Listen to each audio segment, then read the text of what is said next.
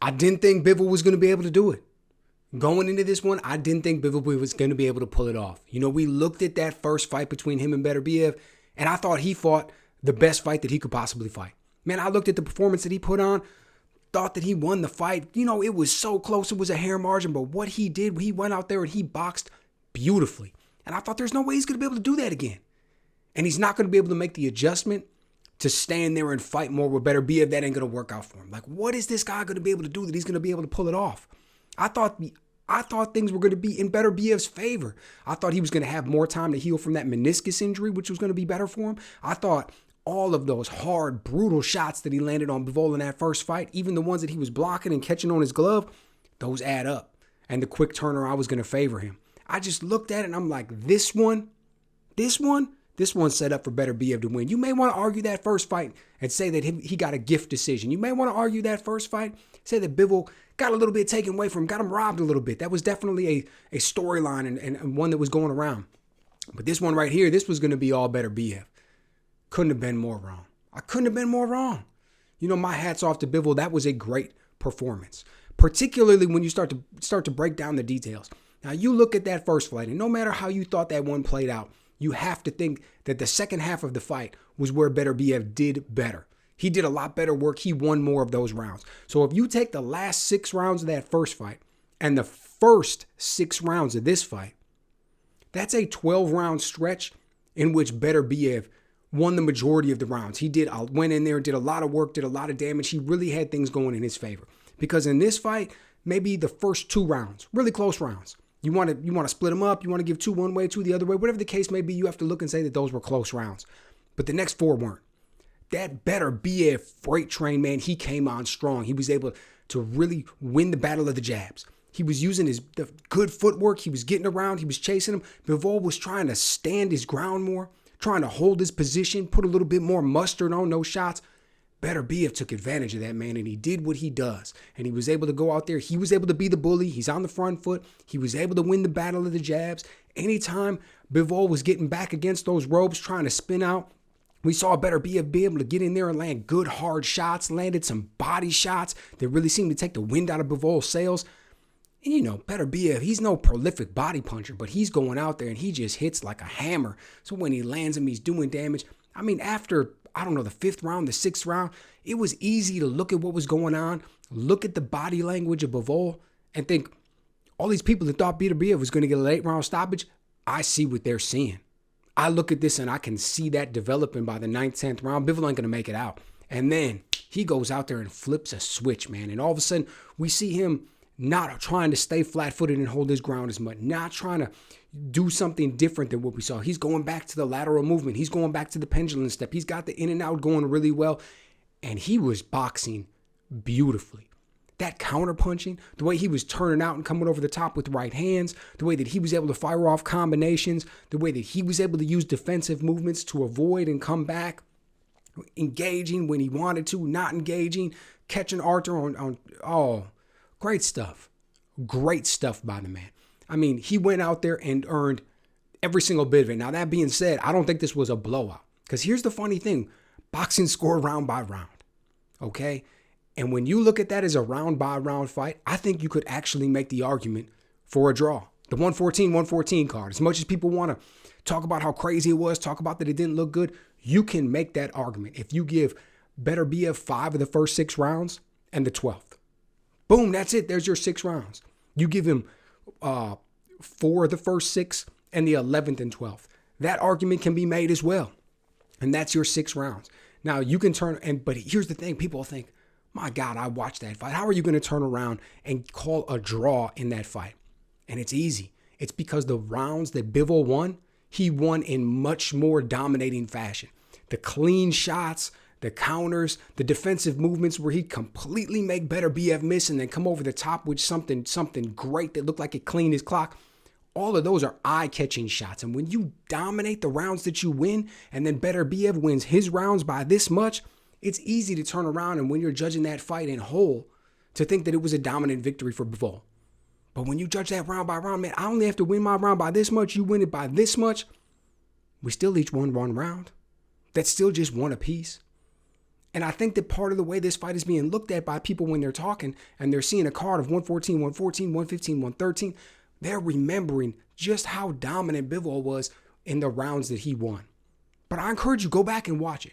Go back and look at the rounds that Beterbiev won. Go back and look at what Bivol won. Tally those rounds up. Look, nevertheless, I don't think there's one person who can argue the fact that Bivol deserved this victory, man. He went out there and boxed beautifully. But the question for him is what's going to be afterwards, because all kinds of people wanted to see Beterbiev Benavidez. And it makes perfect sense because the style matchup in that one just would have been out of control. We'd have had two guys who just want to come forward, deliver damage. We'd have had the pressure, the hand speed, the volume, and the work rate from Benavidez. We'd have had the power and the way that Beterbiev is able to back his opponents down and get him into position better defensively than a lot of people give him credit for. There would have been so much going on there. But Bivol, I think he's going to be a nightmare for Benavidez in a lot of ways, man. I mean, don't get me wrong. I'm not suggesting that David Benavidez can't win that fight. What we just saw that him do against David Morrell, highly impressive. The man is called the monster for a reason. He's going to go out there and he's going to put some work in. But Bivol, I mean, look at the power of the shots that he was. I saw Beterbiev catch this man with two incredibly clean, hard right hands. And he took him, man. He took him like it was no problem. He was willing to stand in the fire so that he could deliver his counter punches. That's what turned the tide for him. And he was able to start dominating the jab once again. He was able to hold positions slightly more. He was able to go in there and not allow himself to be bullied. If Beterbiev wasn't able to hurt him with those shots, Benavidez won't. Now, Benavidez will throw more. He's got that work rate. He likes to stay on the front and have the pressure. He uses head and upper body movement a little bit more. Maybe he can, but boy, he's going to have to deal with a really high ring IQ Bivol. And he's going to have to deal with someone who's got some very fast hands himself. And he's going to have to deal with somebody who throws in combination. Bivol does not mind being there. He's going to, you know where he's going to be at the same time. He's incredibly elusive. I think there's some people who are doubting how good that fight could be. And I'm not, because that one is going to be awesome. Now, does that mean I want to turn around and see Beterbiev fight Morrell? Not necessarily. But are these guys going to have a trilogy because of how close this one? You know, you watch these guys fight and you get the feeling that they could fight 100 rounds. And there would just be so many just knick-knack, ticky-tack type rounds where it's hard to choose between the two of them because the way they match up. But even though they split this first one, I'm not interested in seeing a third, if I'm being perfectly honest. I really want to see Bivol fight Benavidez. That seems to me like a fight that is just going to be, maybe it won't get as much build up. Maybe it won't get quite as much buzz. But when we sit down and watch that, the technical skill level will be through the roof. Each man is going to have to they're going to have to come in with an incredibly solid game plan to start with and understand that they're going to have to make adjustments as that fight goes on. Look at the adjustment that Bivol made in this one. He came out and the way that he fought the first 5-6 rounds was nothing like he fought the rest. The way that he fought the first 5 or 6 rounds in this fight was nothing like he fought the first fight. All of the movement and everything else and people saying that he was running and can't track him, he didn't do any of that the first 5-6 rounds, and he lost those. Not all of them, but he lost that portion of the fight. And then he was able to turn it around. The only thing that I can wonder is, was that on purpose? You know, he spoke in the build up to this fight about wanting to finish strong. He didn't like the fact that the last half of the fight didn't look good for him in the judge's eyes because of the way it went down. And it makes me think, did he specifically shift gears in the middle of that fight to give himself an advantage because he knew that Beterbiev wasn't going to be able to make those adjustments as quickly? So therefore it was going to put him in the driver's seat, so to speak, for the last half of the fight in the way that it looked for the judges? I don't know. If he did, I mean, that's some high-level chess playing right there. That's masterful stuff. Nevertheless, the performance that he had to put on to go out there and beat Artur Beterbiev is something that we need to study more. I'm going to sit down. I just got done watching the fight, but I'm going to sit down. I'm going to break it down and watch it again and really look through all of this. But what a performance. What a performance. You know, let me know what you guys think. How do you think this one played relative to the first fight? Did you like the adjustments that he made? How do you think Bivol is going to stand up in a fight against David Benavidez? Do you think the younger fighter in David Benavidez, the guy who's got the faster hands, the guy who's got the more work rate, the guy who always wants to come forward applying pressure, do you think he's going to be able to break Bivol down? Do you think that a fight with David Benavidez is going to be similar to the first 6 rounds of this one, where we saw the pressure of Beterbiev coming in there and really starting to get at Bivol? Or do you think this is going to be the type of thing where all those punches are going to do nothing but create counterpunching opportunities? Do you think that the pressure of David Benavidez is going to become predictable and Bivol is going to be able to figure that out and he's going to be able to crack that code and we're going to be able to see somebody do something to Benavidez that we haven't seen done to him yet?